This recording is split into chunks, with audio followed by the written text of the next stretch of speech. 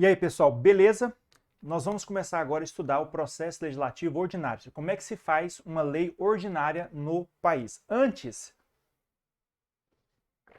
de nós entrarmos no detalhes, eu quero te mostrar de forma genérica, geral, como que ocorre o processo legislativo, tá bom? Eu quero que você vá lá no mapa 13, certo? Para você acompanhar comigo esse fluxo aqui. Depois a gente volta nos outros mapas para estudando ponto por ponto. A primeira coisa que vai acontecer é alguém tem que apresentar o projeto de lei, certo? Quem pode ser esse alguém? Primeira coisa que você tem que lembrar é que a iniciativa pode ser privativa. Iniciativa pode ser privativa ou pode ser o quê? Geral, ou também chamada de comum. Na iniciativa privativa, são várias autoridades, tá? Autoridades ou órgãos que poderão propor o projeto. Somente eles. Por quê? Porque o assunto está reservado para eles na Constituição. Na geral, nós temos presidente da República, deputados e senadores, as respectivas comissões das casas, tá? E nós temos também a iniciativa popular. Nós vamos estudar cada um desses detalhes, não se preocupe, aqui é só uma visão geral. O que eu quero saber é que alguém apresentou o projeto de lei. Quem? Algum desses aí. Tudo bem? Muito bem. Apresentado o projeto, uma das duas casas vai ser chamada de casa iniciadora e a outra vai ser chamada de casa revisora. Na maioria dos casos, tá? Quase em todos os casos, quem vai ser a casa iniciadora é a Câmara dos Deputados. Basicamente é assim. E o Senado vai ser a casa revisora. Isso é muito importante porque eu vou te mostrar já já que a casa iniciadora ela tem uma prerrogativa de dar a palavra final sobre o assunto. Você vai ver que a casa iniciadora ela que define o assunto de forma genérica, tá bom? Ela que dá a palavra final sobre o processo legislativo dentro da casa em que está tramitando. Tudo bem? Em alguns casos, o Senado será a casa revisora. Casos muito específicos, mas depois eu vou falar para vocês quais são, tá? Vamos primeiro pensar de forma genérica.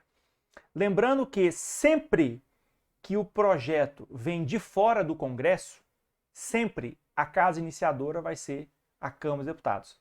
Então, se o projeto vem do Presidente da República, vem de iniciativa popular, ou é do Ministério Público, Tribunal de Contas da União, se vem de fora do Congresso, sempre a casa iniciativa vai ser a Câmara dos Deputados, certo? Isso aí é regra absoluta. O que acontece? Quando o projeto passa lá para a Câmara dos Deputados, casa iniciadora, a Câmara pode fazer duas coisas. Pode aprovar o projeto, primeira hipótese, ou pode rejeitá-lo. Se o projeto é aprovado, ele vai para a casa revisora, aqui, ó. Vai para a casa revisora. Porque lembra que o nosso processo legislativo federal, ele é bicameral. Ele envolve a atuação das duas casas. Se a Câmara rejeitar o projeto, já morre ali, tá? O projeto vai ser arquivado e vai se aplicar o princípio da irrepetibilidade, que eu vou colocar aqui, irrepetibilidade relativa. Daqui a pouquinho eu explico para vocês esse princípio. Imaginemos que o projeto foi aprovado na Câmara, ele vai agora para o Senado, já com as alterações que foram feitas na Câmara. Porque quando o projeto chega na Câmara, pessoal, várias emendas são apresentadas a esse projeto. Nós vamos ver depois também como é que funciona. Tudo bem?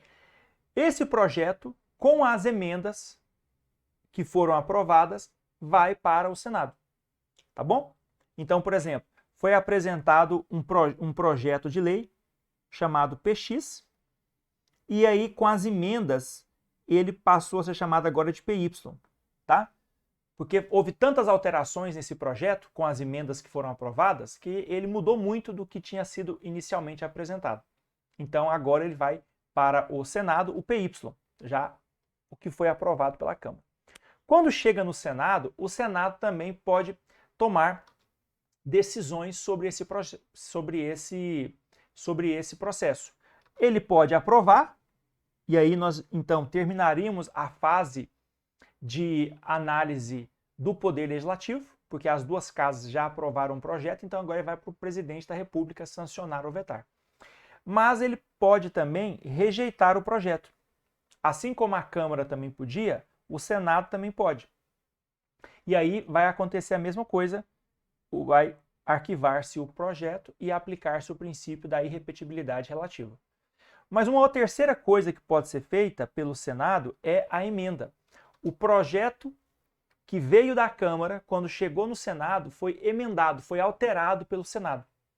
Quando ocorre essa alteração, o projeto que foi alterado pelo Senado tem que voltar para a Câmara dos Deputados, para a casa iniciadora. E aí a Câmara é que vai decidir se as emendas que foram apresentadas pelo Senado serão aprovadas ou não. Por isso que a Câmara, que geralmente é a casa iniciadora, ela que manda no processo legislativo de leis, porque é ela que dá a palavra final. Porque se o Senado faz alguma alteração no projeto, a Câmara pode aceitar ou não as alterações. E aí acabou. Depois que vem para a Câmara analisar as emendas, o próximo passo é mandar o projeto para o presidente da República. Ou seja, as emendas que o Senado apresentou ao projeto, elas podem ser aceitas, podem ser rejeitadas, ou, por exemplo, a Câmara pode aceitar umas e rejeitar outras. A Câmara que vai decidir o que foi proposto pelo Senado de alteração e que vai valer. Veja que o projeto vai para o presidente da República em duas situações. Câmara e Senado aprovaram, vai direto para o presidente da República. Se a Câmara aprovou, foi para o Senado fez emenda, volta para a Câmara vai analisar agora só as emendas do Senado, aprovando-as ou rejeitando-as, e aí o projeto que resultar dessa aprovação ou rejeição das emendas do Senado vai para o presidente da República. O presidente da República, pessoal, quando ele recebe o projeto de lei vindo do Congresso Nacional, esse prazo aqui é importantíssimo, ele tem 15 dias úteis, tá? Tem que ser dia útil para cair na sua prova. Então, o presidente tem 15 dias úteis para se manifestar sobre o processo, tá? Dentro desses 15 dias úteis, a primeira coisa que ele pode fazer é sancionar o projeto. Então, ele concorda com o projeto e ele vai lá e sanciona o projeto. Beleza? Muito bem, sancionou o projeto. A partir desse momento, o projeto de lei, pessoal, se torna uma lei, efetivamente. Porque até então ele era um projeto, ele não obrigava ninguém a obedecê-lo. Um projeto não tem força normativa, a lei é que tem. E aí, para que ocorra a obrigatoriedade efetiva dessa lei, ela vai ter que ser agora promulgada e publicada. Mas a sanção é que transforma o processo legislativo, a sanção é que transforma o projeto de lei em lei, especificamente. No prazo de 15 dias úteis, também o presidente pode vetar. Então, dentro de 15 dias úteis, o presidente pode ou sancionar ou vetar. Inclusive, vamos supor aqui, ó, você tem um projeto de lei, ele pode sancionar uma parte, vou até colocar de outra cor, deixa eu apagar aqui. Você pode ter o seguinte, ó, o presidente pode pegar um projeto de lei, certo? E aí ele pode sancionar uma parte desse projeto e vetar a outra parte do projeto. Ou ele pode, tem aqui o PL, sancionar todo o projeto, ou ele pode ainda o quê? Vetar todo o projeto. Então isso aqui a gente chama de veto o quê? Veto total. Todo o projeto de lei foi vetado. Esse veto aqui, como é apenas parte da norma, é chamado de veto parcial. E isso aqui é a sanção, né? Sanção total. Mas geralmente a gente não usa a expressão sanção total. A gente só se preocupa na questão do veto. O veto, a Constituição classifica ele como total ou parcial. Então, quando a gente for estudar os vetos, quanto à sua extensão, ele pode ser um veto total ou um veto parcial. Uma coisa interessante é que isso aqui, o presidente tem que fazer em 15 dias úteis. Ele tem que sancionar ou vetar em 15 dias úteis. Se ele faz isso aqui, ó, sanciona um pedaço da lei e veta outro, desculpa, ele sanciona um pedaço do projeto de lei e veta um pedaço, essa parte que foi sancionada já pode ser promulgada e publicada. Então, a parte que o presidente concordou já pode valer. A parte que é vetada, como daqui a pouco eu vou te mostrar, ela tem que voltar para o Congresso Nacional, para o Congresso Nacional, em sessão conjunta, analisar se o veto do presidente será mantido ou se será derrubado. Porque o Congresso Nacional ele pode concordar com o veto do presidente ou pode rejeitá-lo. Tudo bem? Então é assim que vai funcionar. Então essa parte que foi sancionada aqui, ó, ela já pode ir para publicação, para promulgação e publicação. Pessoal, e a parte vetada? A parte vetada vai para o Congresso. Se o Congresso derrubar o veto, aí essa parte que teve o veto derrubado, ela vai se tornar lei também.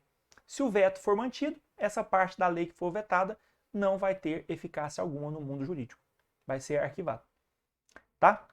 Então, se ele vetar, se o presidente vetar, ele tem que vetar por um dos dois motivos que eu vou dar agora. Motivo político ou motivo jurídico. Motivo político é quando o presidente entende que esse projeto de lei, no todo ou em parte, ele é contrário aos interesses da população. Certo? Então, o veto político, pessoal, é questão política, não tem muita justificativa em si. Ele sempre tem que dar os motivos do porquê que está vetando, mas veto político é uma coisa muito subjetiva, tá? É um entendimento do presidente de que não é bom aquele projeto para a população.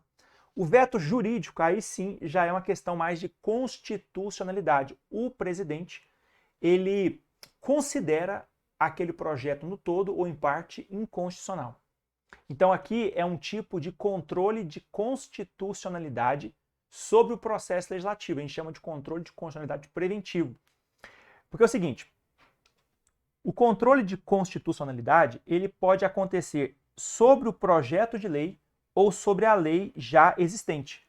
Quando o controle de constitucionalidade ocorre sobre o processo legislativo, sobre o projeto de lei, nós chamamos ele de controle de constitucionalidade preventivo. Ou seja, ele é preventivo porque eu estou fazendo um controle antes desse projeto se transformar em uma lei. Existem casos muito excepcionais em que isso pode ser feito e nós vamos estudar lá no fim do nosso material. É o último assunto que a gente vai estudar. E nós temos ainda o repressivo. O controle de constitucionalidade repressivo é aquele que você mais estuda por meio das ações do controle concentrado de constitucionalidade, tá? Ou do controle difuso de constitucionalidade. Aí depois também vai ter um curso específico aí no nosso material de Direito Constitucional de controle de constitucionalidade. Nós vamos estudar aqui somente o controle preventivo, que é aquele realizado sobre o processo legislativo em relação aos projetos de lei, propostas de emenda à Constituição, ou seja, enquanto ainda a matéria é um projeto ou uma proposta, não se transformou ainda numa norma jurídica. Então, nesse caso aqui, o presidente, com veto jurídico, está falando assim, esse projeto de lei ele é inconstitucional, por isso eu não vou sancioná-lo. Essa é uma forma de o presidente, então, realizar o controle de constitucionalidade. Tá? Depois a gente vai estudar com mais profundidade isso aqui, não se preocupe. Só para a gente não ficar entrando em muitos detalhes, senão vai bagunçar a sua cabeça. Beleza. Houve o veto por alguma dessas duas razões, e sendo ele total ou parcial, não importa, ele vai ser comunicado ao presidente do Senado, que também é o presidente do Congresso Nacional, né? O presidente do Senado é também o presidente do Congresso Nacional. E o prazo que o presidente tem para comunicar as razões do seu veto é de 48 horas, ou seja, ele tem até 15 dias úteis para vetar o projeto, e depois que ele vetou, ele tem até 48 horas para comunicar ao presidente do Senado os motivos, as razões do seu veto. E aí, esse assunto aqui, a partir desse momento, ele é disciplinado com mais detalhes no regimento comum do Congresso Nacional. Por quê? Porque o veto, de acordo com a Constituição Federal, ele vai ter que ser analisado em uma sessão conjunta do Congresso Nacional, ou seja, deputados e senadores vão se reunir para analisar o veto a um projeto de lei. Geralmente eles analisam dezenas de vetos de uma vez só, certo? A sessão é conjunta porque senadores e deputados vão estar juntos no mesmo lugar, que é no plenário da Câmara dos Deputados, para caber todo mundo, né? E aí, o que vai acontecer? Os votos serão tomados separadamente. Primeiro você colhe os votos dos deputados, depois você colhe os votos dos senadores. Lembrando que para você rejeitar o veto, ou seja, você derrubar o veto, eu preciso de maioria absoluta dos deputados e maioria absoluta dos senadores, tá? Também nós vamos ver todos os detalhes. Esse esqueminha que eu fiz aqui é um esqueminha resumido, só para você ter uma visão geral do fluxo do processo legislativo, tá bom, gente? Então, para você rejeitar o veto, em sessão conjunta, você vai precisar da maioria absoluta dos deputados e dos senadores. Uma outra observação é que essa sessão conjunta ela tem que ocorrer no prazo de 30 dias a contar do recebimento pelo presidente do Senado dos motivos do veto. Então, o presidente do Senado vai ter que marcar uma sessão conjunta do Congresso para análise dos vetos. Tá bom? Muito bem. Pessoal, o veto pode ser rejeitado ou mantido. Rejeitar o veto é o mesmo que derrubar o veto, ou seja, o Congresso não aceitou o veto que o presidente da República impôs sobre um determinado projeto. Geralmente, pessoal, esse veto ele é analisado separadamente no Congresso. Então, pode ser que eles concordem com parte do veto e com outra parte do veto eles não concordem, entendeu?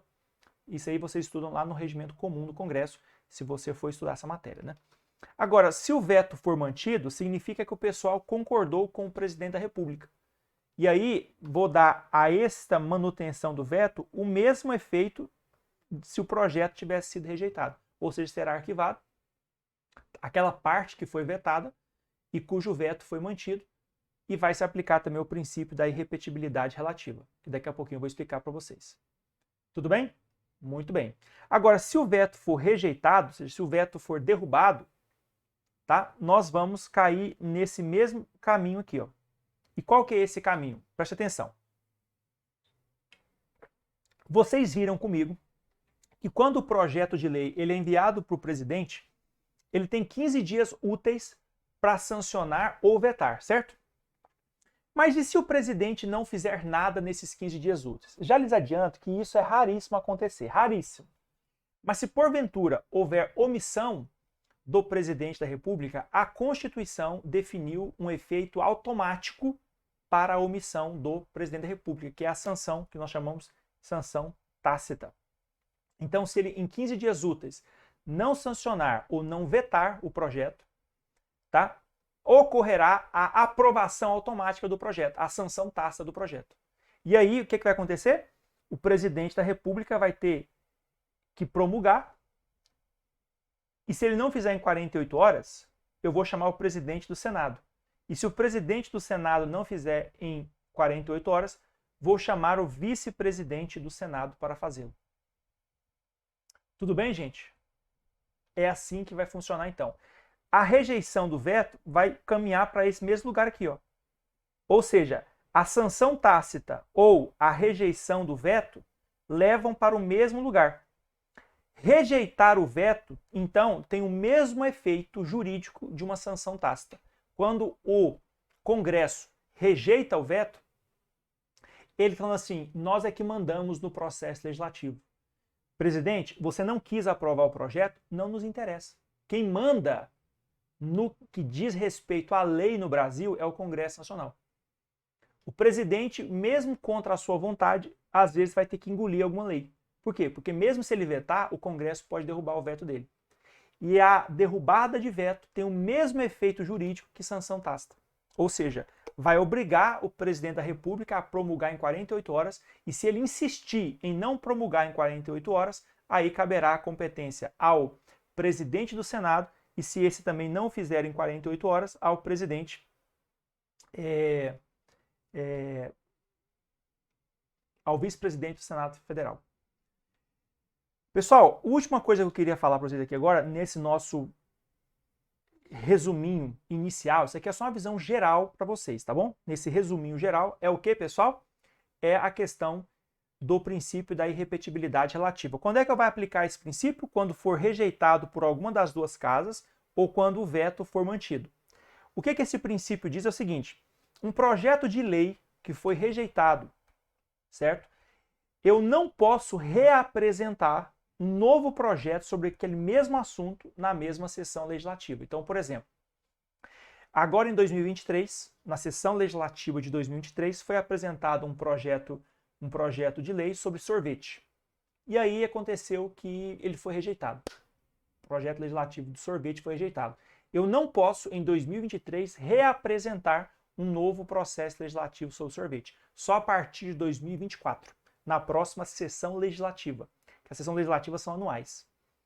Toma cuidado que as bancas gostam muito de trocar sessão legislativa por legislatura. Lembra que a legislatura são 4 anos, né? São 4 sessões legislativas em uma legislatura.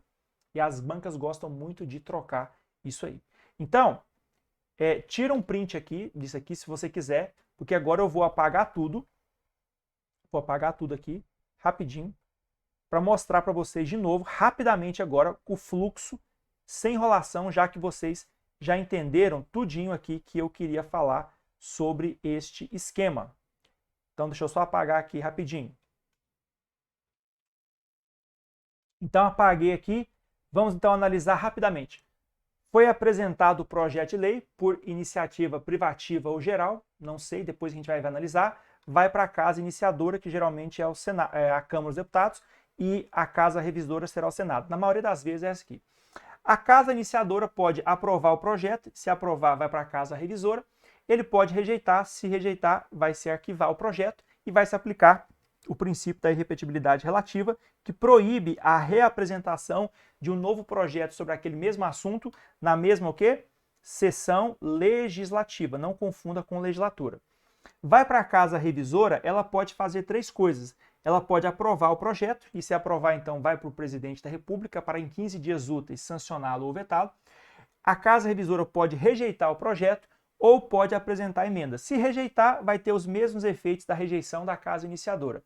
Se emendar, vai para a casa iniciadora e a casa iniciadora vai ter um prazo para analisar especificamente essas alterações propostas pela casa revisora. Ela vai aprovar umas, rejeitar outras, ela tem liberdade, e aí o projeto resultante vai ser enviado para o presidente da República. Tudo bem?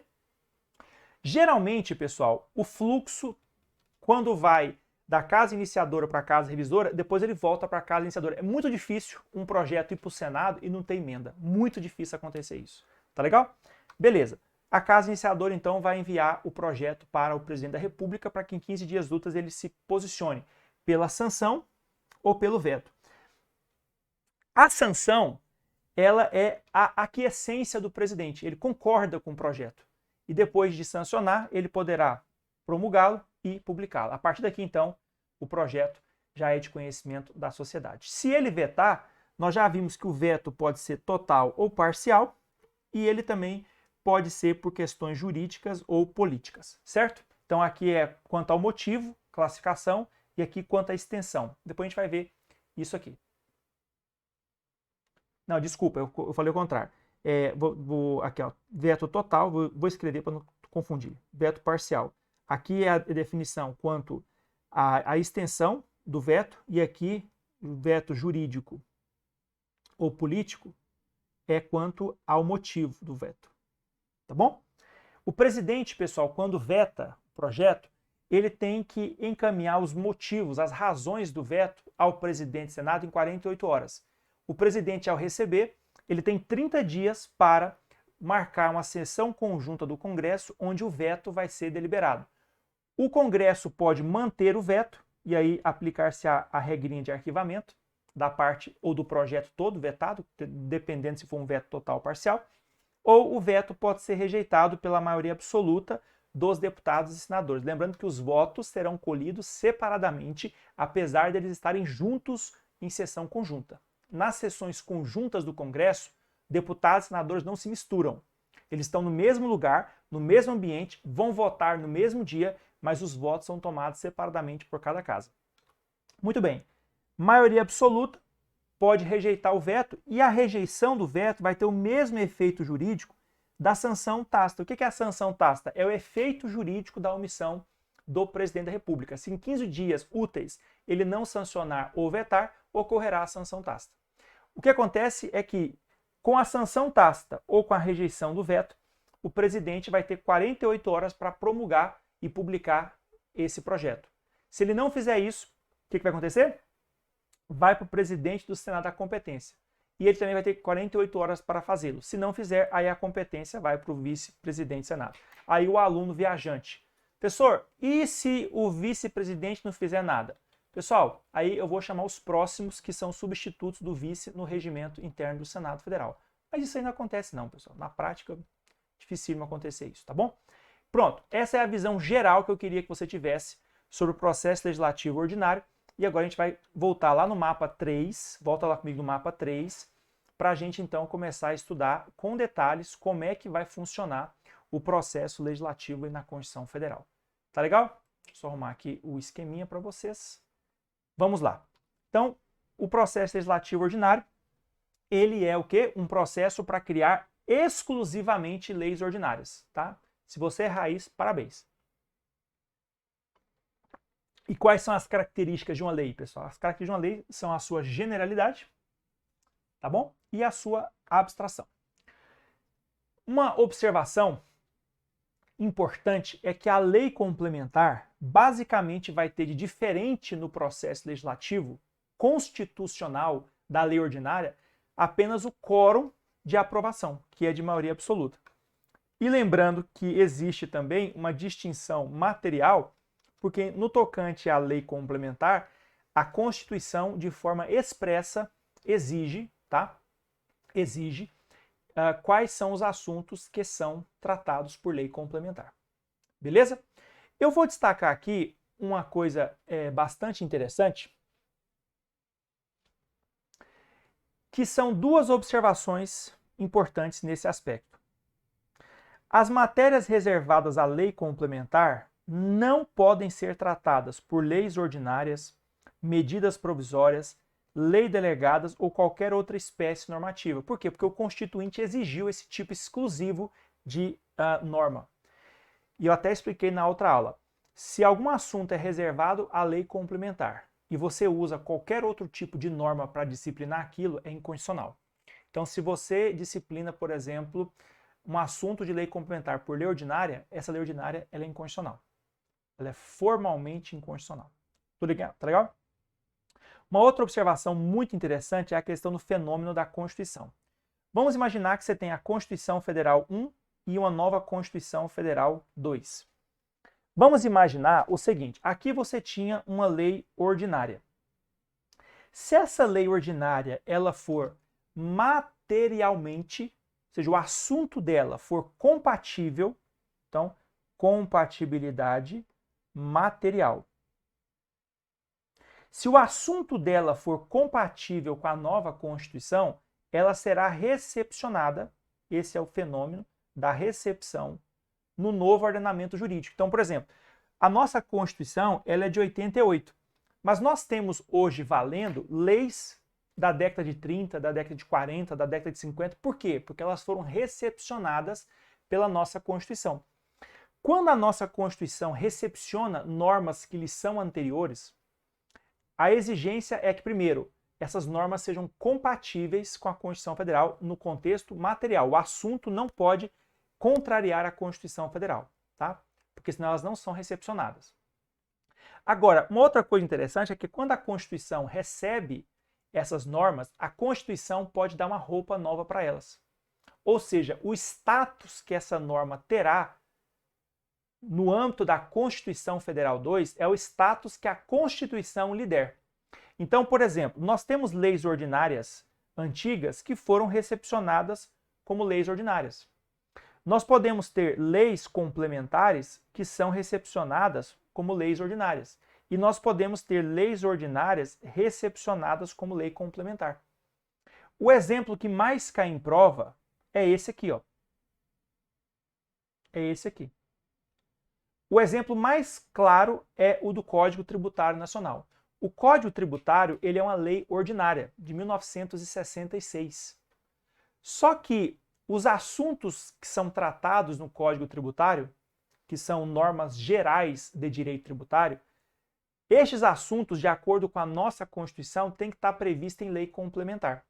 Então, nós tínhamos duas situações. Ou o Constituinte fazia uma lei complementar nova, já respeitando essa exigência da Constituição, ou ele podia aproveitar uma lei que já existia, que é o Código Tributário, recepcioná-la no nosso ordenamento jurídico e dar a ela o status de lei complementar. Então, o Código Tributário, ele é uma lei ordinária que foi recepcionada com status de lei complementar. Só que, presta atenção, o que aconteceu é que, formalmente, o Código Tributário ele é uma lei ordinária, porque ele não mudou o nome. Lei 5.172, até hoje. Não é lei complementar, é lei tal, tal, tal. Só que ele é materialmente uma lei complementar.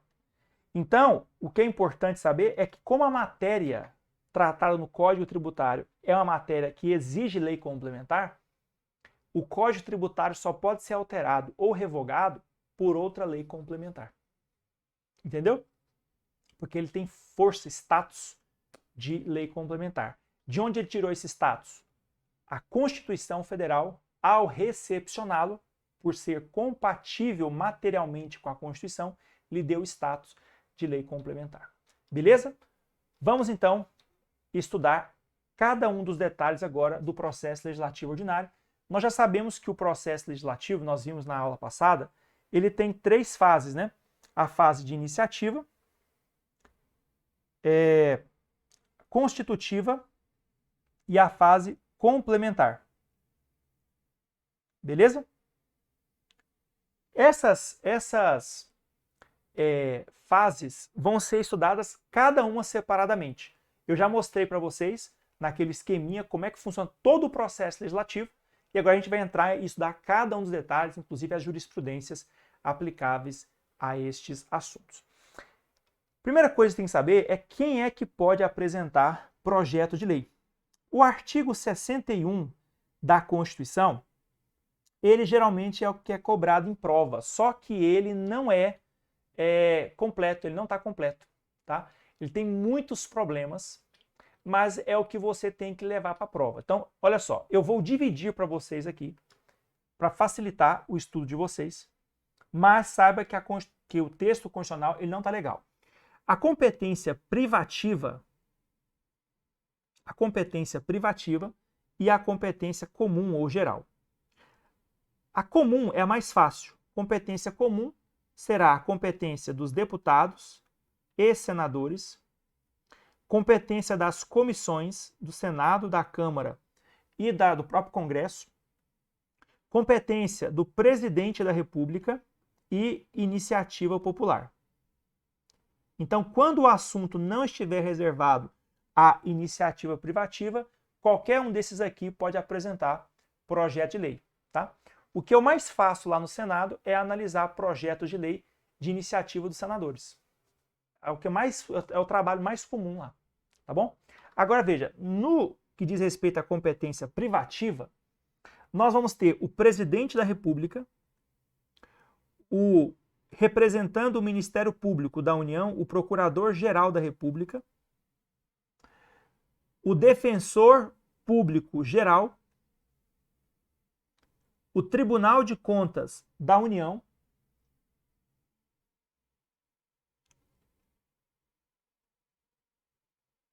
certo? E nós temos também, em casos específicos, o Senado e a Câmara, geralmente por suas mesas.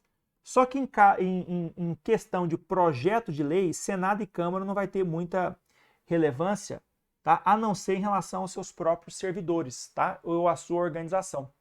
Porque, por exemplo, se o Senado quiser dar aumento para os seus servidores, por exemplo, o Senado tem que apresentar um projeto de lei. Foi o que aconteceu. Nós do Senado estamos com aumento agora vigente. Em 2022, 2023 e 2024. Foi o Senado que apresentou esse projeto de lei. Foi aprovado no Senado, depois foi para a Câmara, foi aprovado na Câmara, depois foi enviado para o Presidente da República e ele sancionou. A mesma coisa a Câmara. Se a Câmara quiser dar aumento para os seus servidores, a Câmara vai ter que apresentar o projeto, vai ter que ser aprovado na Câmara, aprovado no Senado e depois ir para o Presidente para sanção. Isso já aconteceu também. Tanto a Câmara quanto o Senado tiveram aumento aprovados agora em 2022. Tá bom? Valendo para 2022, 2023 e 2024 em 3 parcelas, deu um aumento aí de 18% mais ou menos. Tudo bem? Então, primeira coisa que tem que saber é o seguinte, esse artigo 61, ele não vai ser completo. Ah, pessoal, faltou aqui, desculpa, faltou também aqui os tribunais superiores, tá? Então, STF e tribunais, faltou isso aqui, tribunais superiores. Ou seja, Poder Executivo, Poder Legislativo, Poder Judiciário, Ministério Público, Defensoria Pública e Tribunal de Contas da União, eles têm vários assuntos dentro da sua iniciativa privativa. Só que aí, por exemplo, no MPU, quem vai representá-lo é o Procurador-Geral da República. No TCU, quem vai representá-lo é o presidente, né, da casa. Aqui na Defensoria Pública é o Defensor Público Geral. Tá? Aqui vão ser, no Poder Legislativo, geralmente são as mesas da Câmara e do Senado. No Poder Judiciário vai ser STF e os tribunais superiores.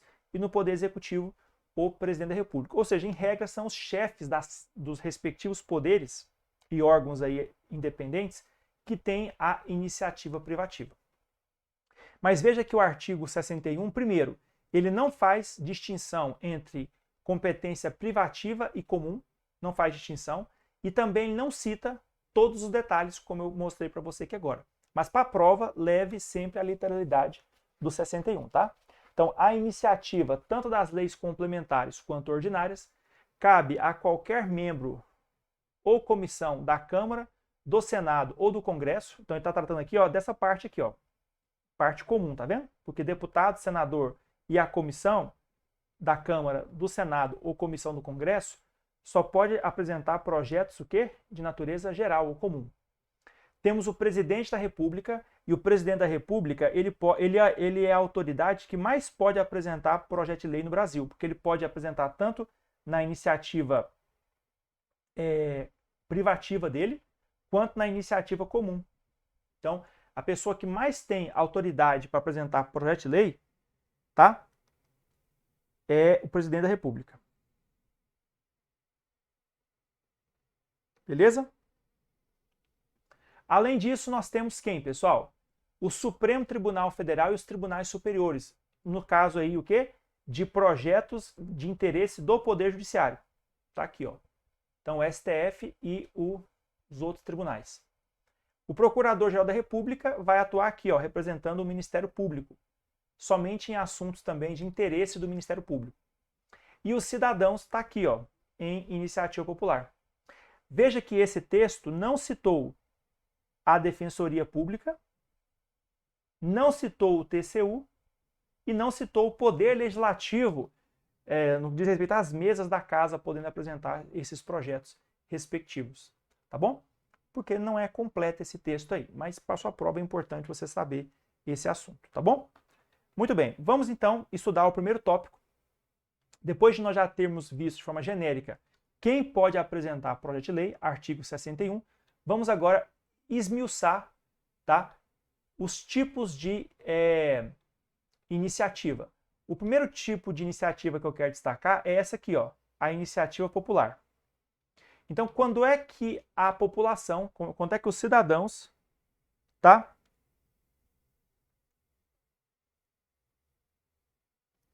Quando é que os cidadãos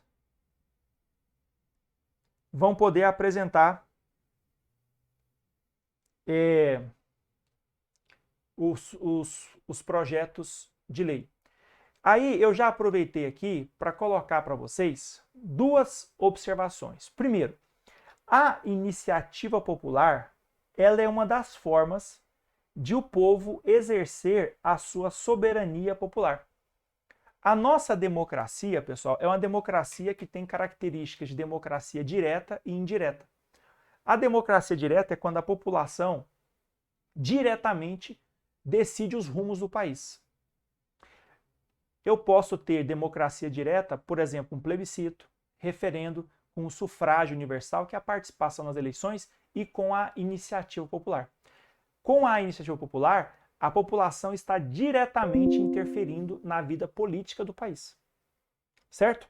E eu posso ter iniciativa popular no âmbito federal, que é o que mais importa para nós, mas também eu já aproveitei aqui para colocar como é que eu posso ter iniciativa popular nos estados e nos municípios. Estados aqui, pensa também Distrito Federal, tá bom? Aí, uma outra observação importante é o seguinte: a iniciativa popular, junto com o plebiscito, referendo e o sufrágio universal, que é feito pelo voto direto e secreto, com valor igual para todos, é uma forma de exercício direto da democracia, certo? Certo. Mas quem pode apresentar a iniciativa popular é somente o quê? Cidadãos. Cidadão é aquela pessoa que tem gozo dos direitos políticos, tá? Então, a pessoa que tem título de eleitor é que é cidadão e que pode, então, assinar, tá, a iniciativa popular. Porque a iniciativa popular vai ser um grande calhamaço de assinaturas com os respectivos dados pessoais daquelas pessoas, e esse calhamaço vai ser apresentado, então, no Congresso Nacional. Se eu não me engano, a última vez que isso foi feito no âmbito federal foi naquele caso das 10 medidas de corrupção, que foi proposta lá pelo Deltan Dallagnol, né, na época que ele era ainda procurador da República, naquela situação da Lava Jato. Só que acabou que esse projeto, quando entrou no Congresso Nacional, foi completamente desfigurado. Imagina por quê, né? Os mais prejudicados seriam os corruptos. Infelizmente, os nossos congressos aí tem bastante, né? Então, eles não aceitaram isso em hipótese alguma. Agora, uma coisa muito interessante. Nós veremos que a nossa Constituição só permite iniciativa popular de lei, lei ordinária ou lei complementar, desde que não seja assunto de competência privativa, tá? Então lembra aqui, ó. Quando é que eu posso apresentar projeto de lei por iniciativa popular, gente? Quando? Quando não for assunto de competência o quê? Privativa. Então a população pode apresentar projeto de lei sobre qualquer assunto que não seja de competência privativa de alguma autoridade. Ponto final. Agora, no âmbito federal, eu não posso apresentar iniciativa popular de emenda à Constituição. Então, não existe, quando a gente for estudar, por exemplo, o processo legislativo das emendas à Constituição, você vai ver que não existe a possibilidade de a população apresentar uma emenda à Constituição Federal. Não existe essa possibilidade. Mas muitos estados e municípios prevêem a possibilidade de a população apresentar propostas de emenda à Constituição ou propostas de emenda à lei orgânica do município. E o Supremo já disse que isso é constitucional, tá? Então, no âmbito federal, não cabe iniciativa popular para emenda à Constituição, mas no âmbito estadual ou municipal, se tiver previsto na respectiva Constituição estadual ou lei orgânica, será possível. Bacana?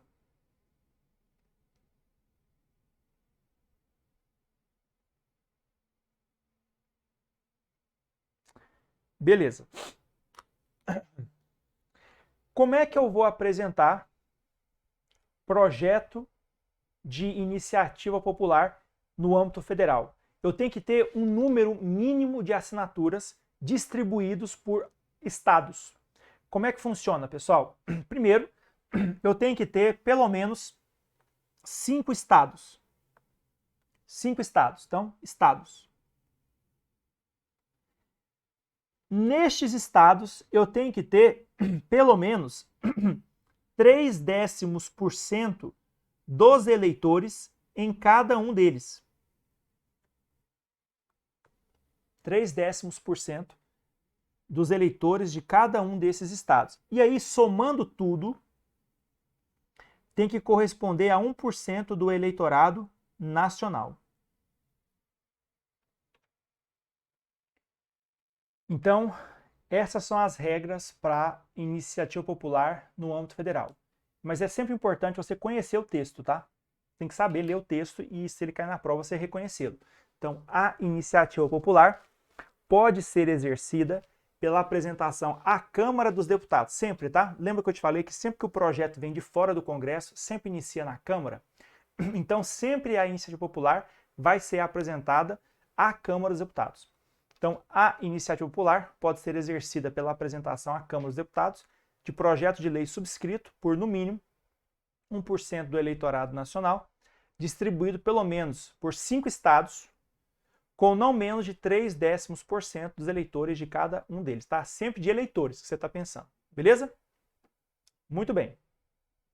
Como é que eu faço para apresentar agora uma iniciativa popular no âmbito estadual? A Constituição não fala percentual nenhum.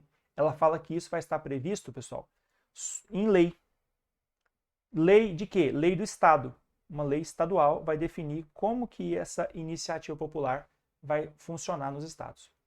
Só que nos municípios a Constituição fala, lá no 29, inciso 13, diz-nos que a lei orgânica do município deverá dispor sobre iniciativa popular de projetos de lei de interesse específico do município, da cidade ou de bairros, através de manifestação de pelo menos 5% do eleitorado. Então, nos municípios, a iniciativa popular dependerá de apresentação de 5% do eleitorado municipal. E aí o projeto de lei pode tratar de um assunto que envolva todo o município, tá? Que envolva a cidade ou o bairro. Tudo bem? Muito bem. Pessoal, vamos agora para o próximo assunto, que é um dos assuntos mais cobrados em prova. Olha, esse artigo 61, nós vamos estudá-lo no próximo bloco. Esse artigo 61, se eu fosse falar para você assim, pessoal, esse artigo 61, dentro de iniciativa, é o que mais cai em prova, que são as iniciativas privativas do presidente da República. E aqui nós temos muita coisa para falar. Muita coisa para falar. Tá? Então, o que nós vamos fazer? A gente vai dar um intervalinho e daqui a pouquinho eu volto para estudar com vocês todo esse artigo 61 e todas as consequências relativas a esse artigo 51, tá bom? Daqui a pouco a gente volta então. Um abraço, até mais.